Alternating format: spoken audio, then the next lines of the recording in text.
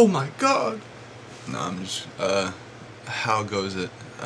It's been, geez, a little over a year since I made a video. Lots been going on that not important. I'm just gonna do a real quick short video. This has been on my mind for the last couple of days. I watched Religious the other day, the Bill Maher movie, and for those who haven't seen it, there's a part where he goes and he talks to a man and they bring up the story of Jonah, and it got me thinking about the connection between the Bible and the Disney movie Pinocchio. And it's not like a literal connection. It's not like there's Bible verses planted in Pinocchio somewhere, or, you know, it's nothing like that. It's just in both stories, the main character is swallowed by a whale. And for those who haven't read the Bible, if you don't believe me that there's a story in the Bible about a dude being swallowed by a whale, there is. It's the story of Jonah, and which I'm sure you've heard people made reference to.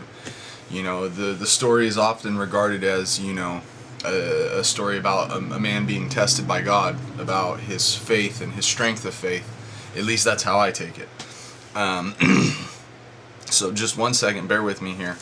It's Jonah chapter 1 verse 17. Now the Lord had prepared a great fish to swallow up Jonah, and Jonah was in the belly of the fish 3 days and 3 nights. Now let's pretend that we live in the real world here for a second. Number one, being swallowed by a whale, it's not like in Pinocchio where you go inside the whale and it's just this great big hollow cave. You know, we all know that a whale is a living animal and that it has a stomach and it has a, you know, a digestive system. It's, you know, being swallowed doesn't mean you just go into this big hollow cave. You go into a whale's stomach. We all know that.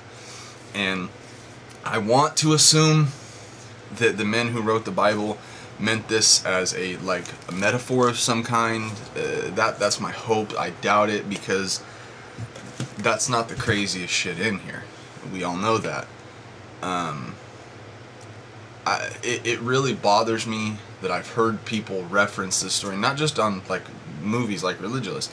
I've been to plenty of places where I've been debated by religious people, and I've heard them mention Jonah as a real literal reference. They equate it with being tested, as if the plight that they're going through is somehow connected or comparable to being swallowed by a fucking fish. And that's another thing that bothers me, the whole fish thing. In the movie Religious, Bill Maher says a whale, and the guy stops and corrects him. He says, well, first of all, the Bible says great fish. And that's fine, and it quite literally right here does say great fish. But this book also talks about fucking unicorns. So let's be honest here. Let's just stop for a second and say, okay, it says great fish. The people who lived during this time, they didn't use the same words that we use. You know, like a lot of the animals had the same name: camel, horse, you know, things like that. But to me, the way I would think about it, the way I would see it, if these people saw a huge whale, like I'm assuming this whale was gargantuan, if they saw this thing, what else would it look like to them but just a really big fish? You know, they didn't know that whales weren't technically fish, that they were mammals. You know, that doesn't equate. That's not a factor in the story. Whether it was a fish or a whale, it doesn't matter. It being a fish or a whale doesn't make the story any less preposterous, any more believable. And I don't know, I just think that that's a fun little story. You know, it goes along with the fairy tale theme that I have locked in for the Bible. And I don't know, it's just something that I like to point people's attention to and be like, this is one good example of why the Bible is full of bullshit. But anyway, I'm going to try and make these videos a little more regular. I've had a lot going on in the last year. I had a kid, started school, new job, you know, lots of things going on. You know, it's tough to juggle all those responsibilities that I love doing with the little hobbies like this that I enjoy doing. So I'm going to try and make these videos a little more semi-regular.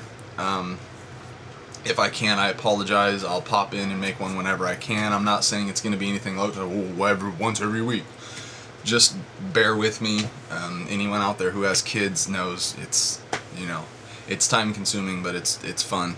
But yeah, so hope you guys enjoyed my little literary criticism of the Bible. But I'll see you all later. Have a good one.